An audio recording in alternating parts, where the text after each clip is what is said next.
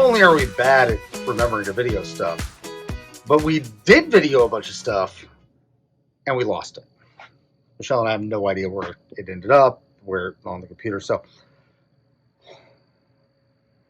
all of the stuff from last week we recorded for our video this week for the update on this is gone.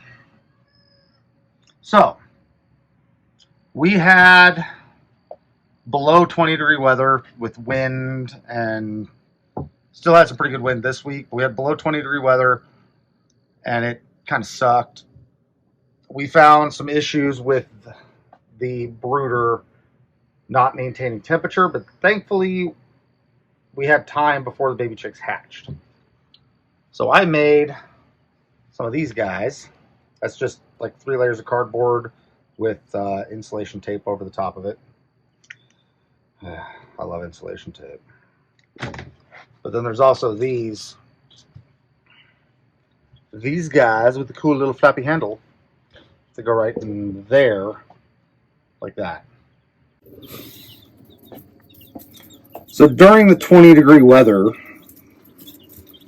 we learned a couple of things.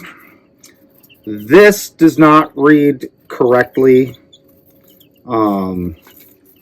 Pretty sure it's because the UV off the light is being reflected off of this.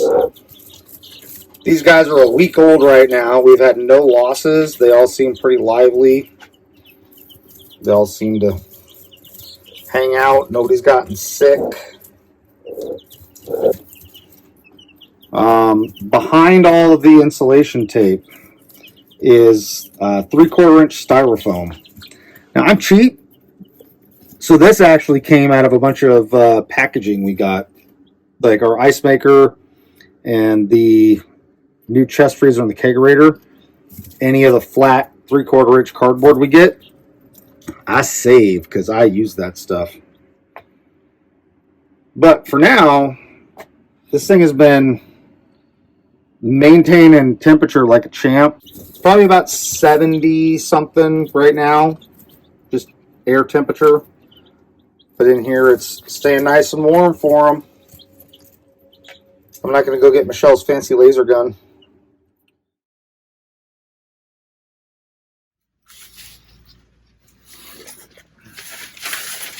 I may have gotten a little carried away. It's a lot of paper.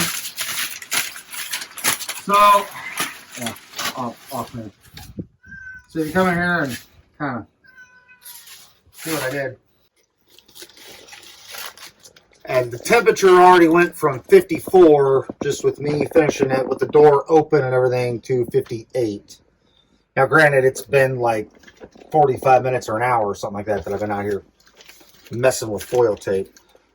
But over here on the right, I left myself a summertime expansion slot there. That's why there's not insulation all the way up, because they make this really cool little cooler thing that I might try and run in here. Like a fan. Like a fan. It's like a cooler fan. Chill plate and fan. Because while baby chicks like 95 degrees, they really don't like 120. So even if the vermicompost situation does not work out, because this is a lot. I mean, it's baby chicks sitting here for like a week or two. So that's a lot of poop. With the amount of dirt that is in the bottom of here, even if the worms die and it doesn't work as a vermicompost situation completely, we will still have essentially a biology bank.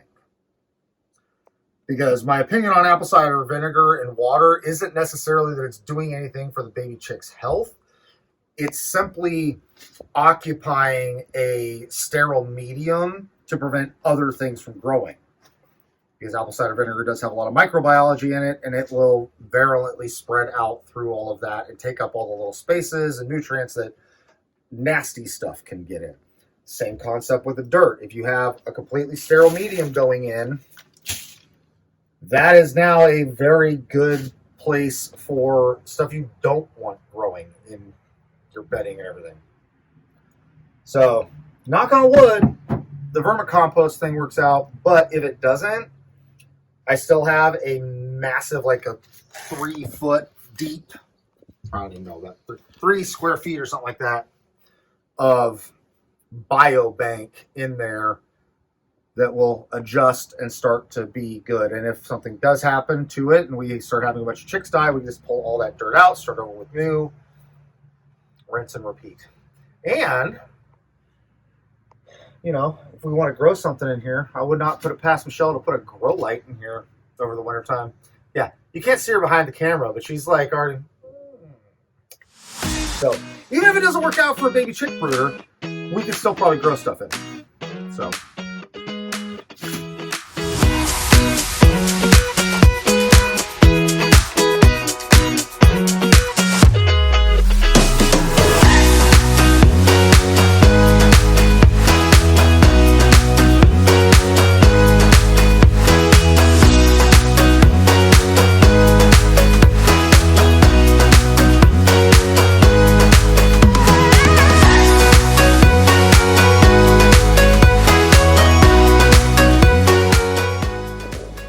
Okay guys, so our chickies have hatched and we have gotten them all in the brooder. So I'm trying to keep the lid from busting me in the head. And there they are. So we were a little worried about heat retention with how cold it is. And our little monitor is not quite working right. It says it's 76, but when I use my laser pointer to thermometer that I use for soap, it actually shows about 100, which is what we need it to be. Now you can tell that it's warm enough because the chicks are not huddled directly under the heat lamp. They're kind of off to the side. So that means that if anything, I can maybe raise it up a little bit more, give them a little bit cooler of a space. But they also have all this space over here. If they get too hot, they can move this direction as well. So they've got their feed, their water, and our 9 little baby chickies who are all taking nappies.